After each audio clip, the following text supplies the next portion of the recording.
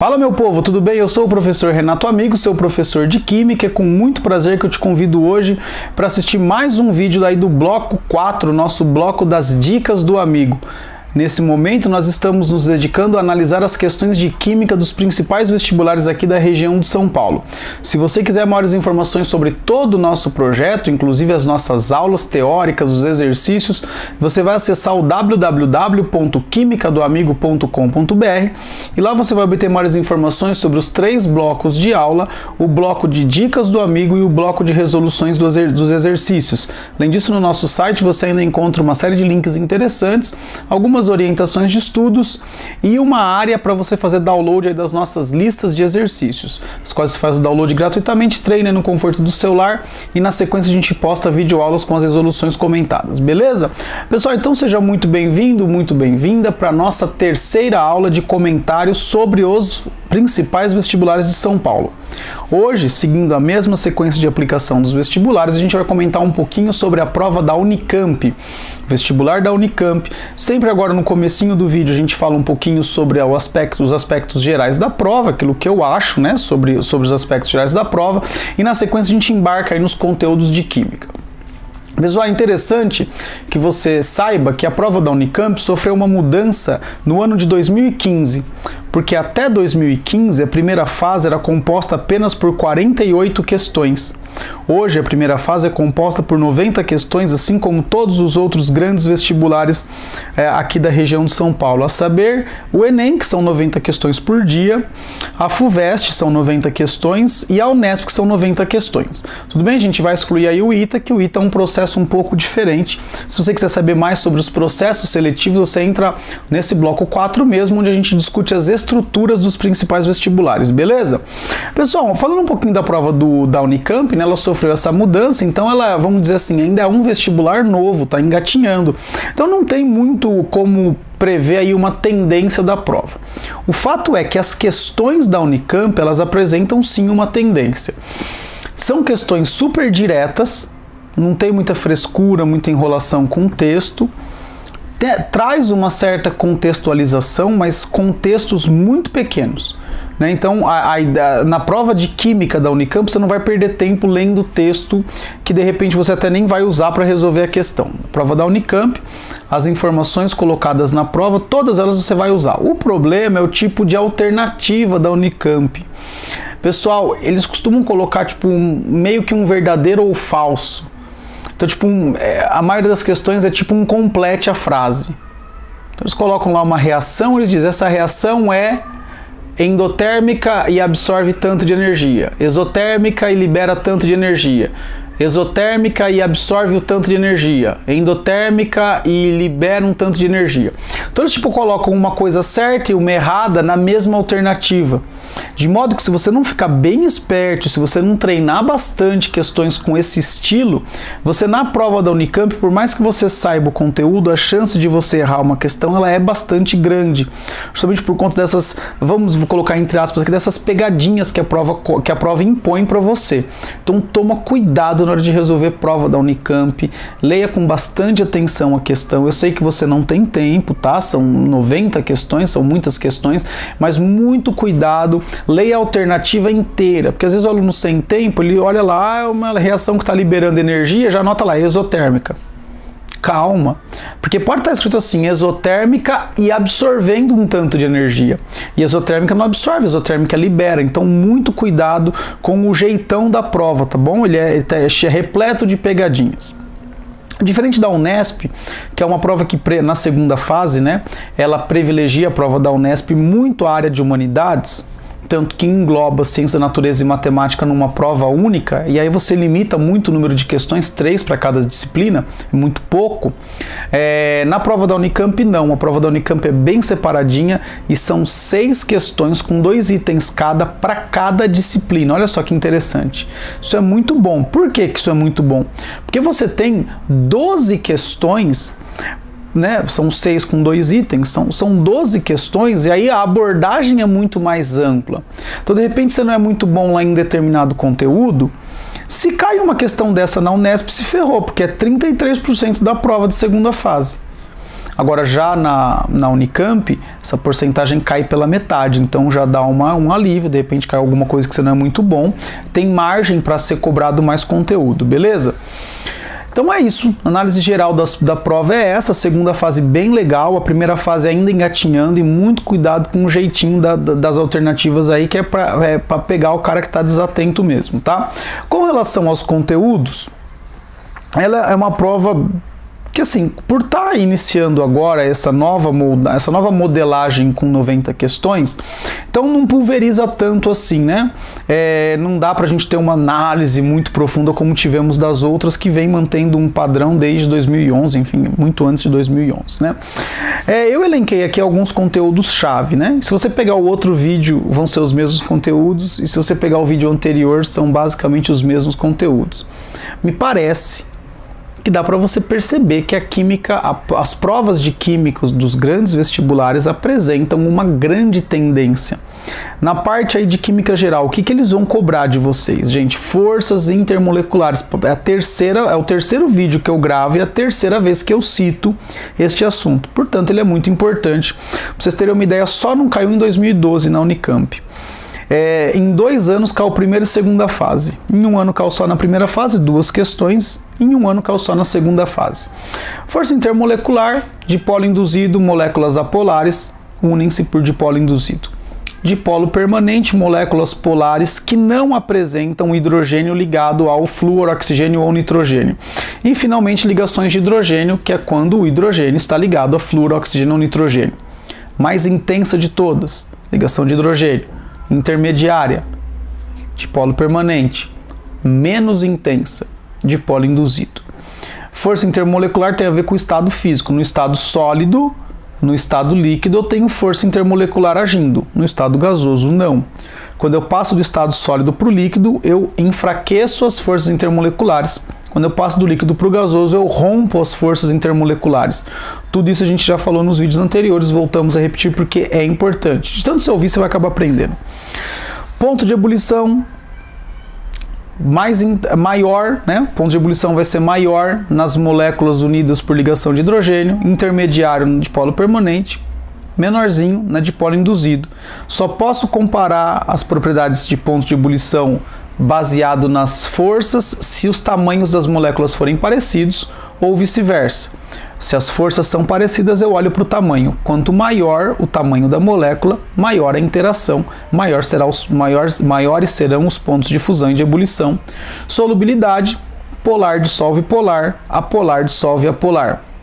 Tem moléculas que apresentam dupla característica, são as moléculas anfifílicas. Elas têm tanto tendência de dissolver em solvente orgânico, como em solvente polar, como em solvente apolar. Fique esperto com isso. Exemplo, detergente. Olha, cálculo estequiométrico, novidade, né?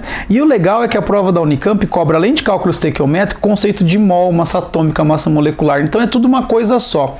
Se você reparar, né, analisando a prova aqui, se a gente for somar esses dois conteúdos que são muito análogos, gente, todo ano cai e cai mais de uma questão. Então, o pessoal da Unicamp adora aí que você faça um cálculozinho estequiométrico. Só lembrar que uma equação, quando você balanceia ela, os coeficientes representam os números de mol de cada um dos participantes da sua reação química. O número de mol você pode transformar para uma quantidade usando a constante de Avogadro, 6 vezes 10 elevado a 23. Você pode transformar para massa usando as massas atômicas ou massas moleculares, porém em gramas. E você também pode transformar para volume, se a espécie química for um gás, nas condições normais de temperatura e pressão. O volume será 22,4 litros ou 22,7, dependendo da unidade de pressão, porém o exercício vai te fornecer isso.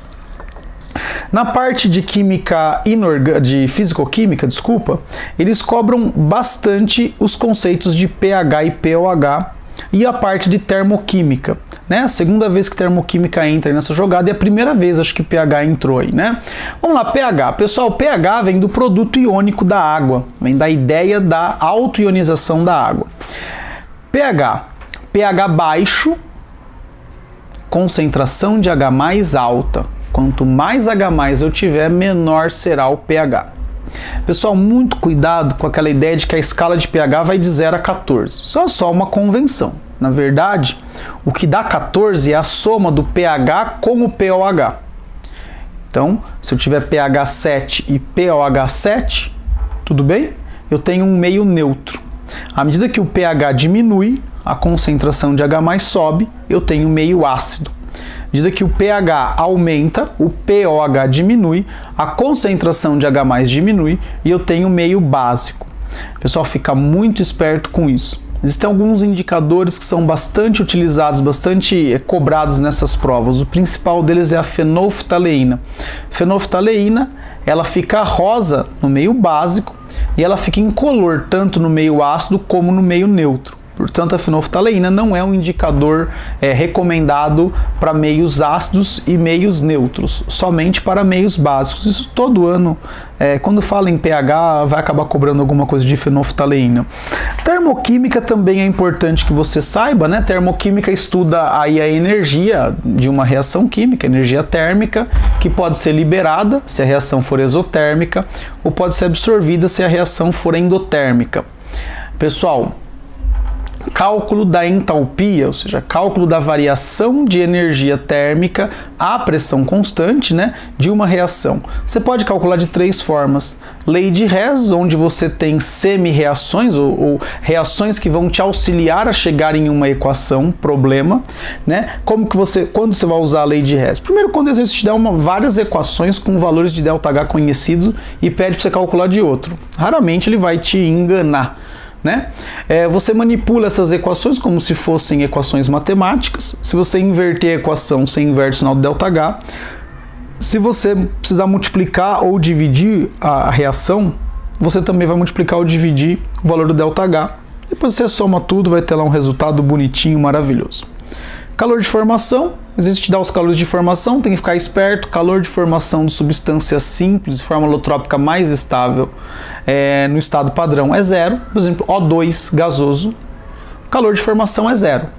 Por quê? Porque a definição de calor de formação é justamente em cima das substâncias simples que formam aquela substância. Por exemplo, eu vou formar o H2O.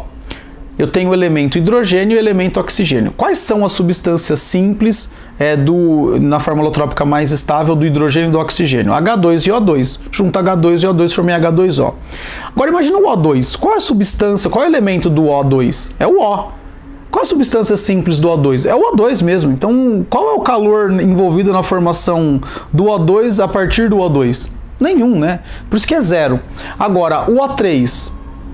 para formar o O3 eu preciso do O2. Então a gente tem lá algumas expressõezinhas, então precisa tomar cuidado com isso, tudo bem? Calor de formação de substâncias simples na forma alotrópica mais estável e no estado padrão é 0.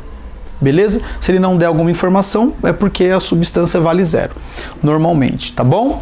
E depois, energia de ligação. Se você quebra uma ligação, processo endotérmico, você deu energia para isso acontecer. Se você forma uma ligação, processo exotérmico, o sistema libera energia, até porque uma ligação química só ocorre porque tem menos energia no sistema. Então, imagina, eu dei energia, quebrou, esse tem energia, juntei, eles vão liberar um pouco de energia para mim. Tá bom? Muito cuidado com isso, fiquem espertos aí com essas questões de termoquímica. E quase todo ano é cobrado o tema da poluição. Então eles adoram abordar chuva ácida, efeito estufa, eles adoram abordar o buraco na camada de ozônio. Inclusive a primeira questão da segunda fase desse ano, do ano passado, desculpa, uma questão, foi esse ano, foi em janeiro, né? Uma questão bem bonitinha, ele colocou vários desenhinhos, um carrinho desaparecendo, chuva ácida, colocou um buraco, né, na atmosfera, buraco na camada de ozônio, colocou alguma coisa derretendo, acho que era isso, o efeito estufa. Então é legal você ter noção disso aí, e a prova da Unicamp cobra muito isso, tanto que está aqui destacado, praticamente todos os anos foi cobrado isso aí. Só o tema que aparece de vez em quando, eletroquímica, na parte de fisicoquímica, concentração de soluções, também na parte de fisicoquímica, e gases. Só a primeira vez que apareceu gases aí, né? Então você tem que lembrar que se eu estou falando de uma transformação gasosa, PVT, Povotó. Transformação gasosa, eu tenho um sistema inicial e um sistema final, ou seja, ele vai te dar duas informações de pelo menos alguma das variáveis de estado. Fique esperto com isso. Se ele envolver número de mol, massa, tiver lá um Rzinho, a constante universal dos gases, você já sabe que você vai ter que usar o PV igual a nRT. Beleza? Lembrando que no nosso canal, no bloco 2 da aula de Físico-Química, nós já temos todas as aulas de gases já estão postadas, então se você tiver dúvida, entra lá, assiste as aulas, né? Manda para mim alguma pergunta, alguma dúvida que você tenha, porque na prova da Unicamp, tanto no ano passado, na segunda fase, cobrou duas questões abordavam o tema gases, tudo bem? Então fique esperto aí com isso. Concentração de solução, soluto sobre solução, você tem N unidades e você pode brincar com essas unidades, isso vai cair mais nas provas de segunda fase, justamente para poder verificar aí a sua habilidade com a parte de cálculos. E a eletroquímica, que cai tanto em primeira como em segunda fase, aquela ideia. Reação espontânea é uma pilha, reação não espontânea é eletrólise. Na pilha eu tenho cátodo e anodo, cátodo redução, anodo oxidação. O anodo está sempre à sua esquerda, o cátodo sempre à sua direita. O anodo perde material, corrói, fica menorzinho. O cátodo aumenta de massa. No anodo você tem o metal mais reativo, no cátodo o menos reativo. Lembra daquela frasezinha, 12 alunos zoaram Fernando ou Felipe ou qualquer Fê que você tiver aí que você conhecer aí hoje. 12, 1A, 2A. Alunos, alumínio, zoaram o zinco, Felipe, Fernando, qualquer coisa que você quiser, ferro, hidrogênio, depois os metais nobres, cobre, prata e ouro. Ouro é mais caro que prata, que é mais caro que cobre. Nobreza, a gente pode associar isso aí também. Então todos? Não, então só os principais, esses que vão cair na sua prova, pode ter certeza. Se cair algum outro, eles vão te informar os potenciais, aí fica tudo muito mais fácil, beleza? Eletrólise, geralmente os eletrodos são inertes, não sempre, mas geralmente são. Só vai inverter a polarização, só vai inverter o polinho. Então, enquanto que na pilha o cátodo, que é onde ocorre a redução, é o polo positivo, porque os elétrons vêm para o cátodo, na eletrólise não. Você enxerta elétrons no cátodo e o cátion vai ser atraído por este eletrodo e vai sofrer a redução. Então, na eletrólise, o cátodo tem o polo negativo. Mas de resto, os fenômenos que ocorrem são todos os mesmos. Beleza? O único destaque aqui que eu vou dar para química orgânica, nos últimos 2 anos não foi cobrado nenhuma questão de reações orgânicas, né? Só no ano passado cobrou uma questão de isomeria plana, aquela questão da tatuagem, não sei se vocês lembram, não sei se vocês viram a prova. Assim, fazem 2 anos que não se cobra reação orgânica, mas cobrou 3 anos seguidos. Então, eventualmente cai aí alguma questão sobre reações orgânicas, fique esperto. Como eu disse, é uma prova que ainda está criando uma tendência depois que veio com 90 questões, né? Então a gente espera aí que nesse ano caia bastante orgânica, né? A orgânica vem sendo mais cobrada nos vestibulares. A gente espera que a Unicamp siga aí esse mesmo esquema dos outros vestibulares. Cobrou 3 anos já reações orgânicas, então é bom dar uma estudada. Um outro item que cai, conceito de ácido e base, função inorgânica, de vez em quando aparece na prova. Cinética química, mais raro. Equilíbrio químico ou iônico, né, de vez em quando aparece, mas como já tem questões de pH, eles já abordam o tema equilíbrio nas questões de pH. Pessoal, é legal você lembrar dos deslocamentos de equilíbrio, né? Concentração, você aumentou de um lado, vai para o outro, você diminuiu, vem para o mesmo lado que você diminuiu. Pressão, você aumentou pressão, diminui volume, vai para o lado que tem menos moléculas gasosas. Você aumentou pressão, você diminuiu pressão, aumentou volume, vai para o lado que tem mais moléculas gasosas. Você esquentou, deu calor, vai para o lado que consome o calor. É o lado que absorve energia, o endotérmico. Você tirou calor, o sistema vai para o lado que libera calor para repor isso que você tirou para o lado exotérmico. Catalisador não desloca equilíbrio, isso é bom você lembrar também. Beleza? Bom, pessoal, então é isso que a gente tem para falar aí da prova da Unicamp. Eu acho que quem assistiu os 3 vídeos já percebeu uma grande tendência nas provas de química e deve estar cobrando aí o seu professor de primeiro ano, né? Ô, professor, não cai ligação covalente, ligação iônica, geometria cai muito pouco, por que você fez eu aprender tudo isso? Porque isso é base, gente, isso é base da química para a gente poder avançar nos outros conteúdos. Apesar de não cair diretamente propriedade periódica, se você souber as propriedades periódicas, fica tudo muito mais fácil na hora de resolver uma questão. Você pode determinar NOx a partir de propriedade periódica, uma série de coisas. Então, a química do primeiro ano, ela é mesmo a base.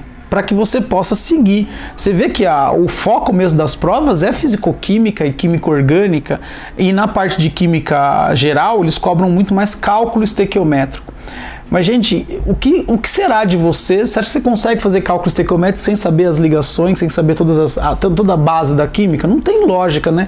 Então é por isso que essa parte mais básica, os caras vão cobrar pouco, né? Dos grandes vestibulares, o único que adora cobrar coisa mais básica é o Enem, justamente quando ele cobra a separação de misturas, né? Raramente você vê em outros vestibulares separação de misturas. Por exemplo, aqui na Unicamp caiu ano passado uma questãozinha que falava sobre separação de misturas. Depois, a outra vez que caiu foi em 2013.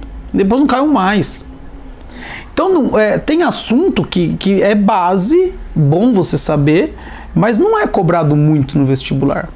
Agora você viu, né? Cinética, termoquímica, equilíbrio, eletroquímica, reação orgânica, função orgânica. Poxa vida, tá sempre presente nos vestibulares, beleza? Pessoal, mas essa aula aí chega ao final, eu espero que você tenha gostado, que você aproveite aí essas aulas, essas dicas, que você continue frequentando aí o nosso canal, que você divulgue para os seus amigos, para a gente poder crescer aí o número de inscritos, né? Aumentar a nossa visibilidade. Afinal de contas, a gente tenta fazer o melhor aí para vocês. Se depois de tudo isso você ainda ficou com alguma dúvida, tem sugestão, crítica ou elogio, por favor, deixa um comentário aqui no YouTube, ou você manda um e-mail para mim, dúvidas@quimicadoamigo.com.br ou contato@quimicadoamigo.com.br. Depois de dar sua curtida, deixar o seu comentário, eu só tenho que te agradecer e te dizer um negócio, ó. Beijo, tchau. Obrigado, galera.